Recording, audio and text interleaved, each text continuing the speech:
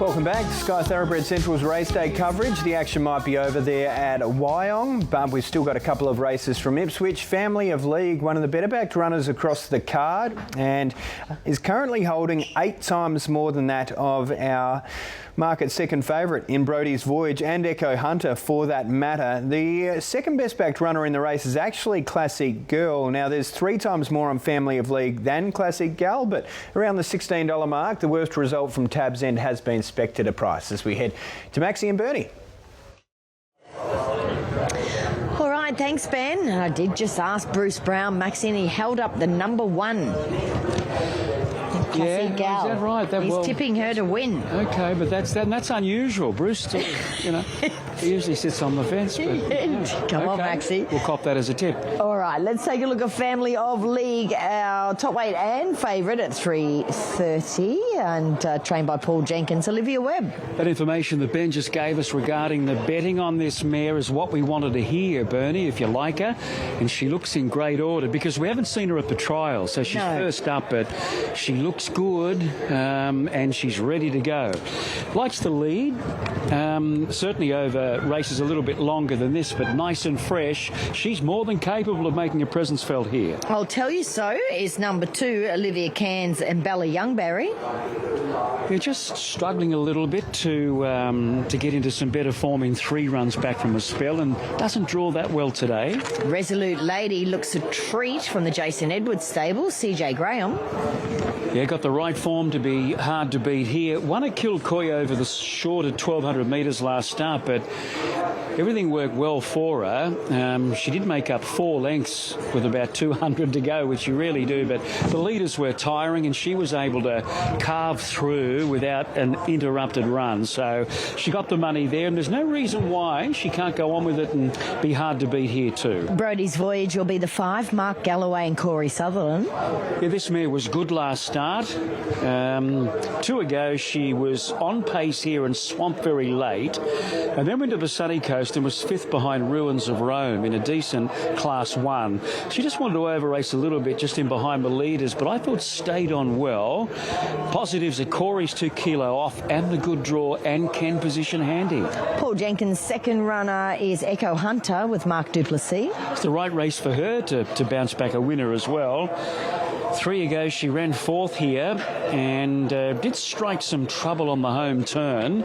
Then was 4th at the sunny coast, again behind Sakino, only beaten a length. So the form lines are quite strong.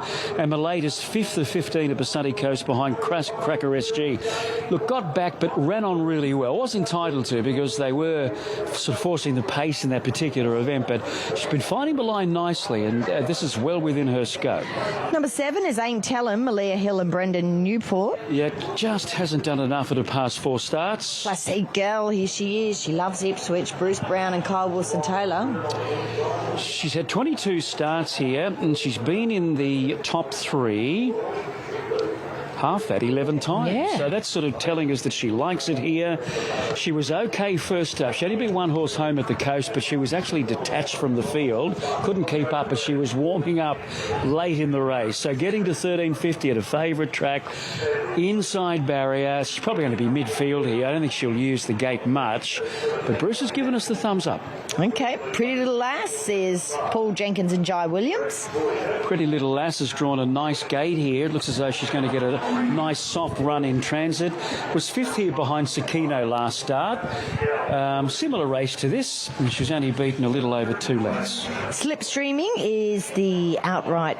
Oh, well, there's actually 2 100 to pops in this race, but she's one of them. Jodie Whittaker, Michael Chappelle. Yeah, she's first up and didn't do enough last prep. Dolores, Doug and Graham Lane, Jason Taylor. Yes, she is Dolores, the horse. She hasn't been doing enough of late to win.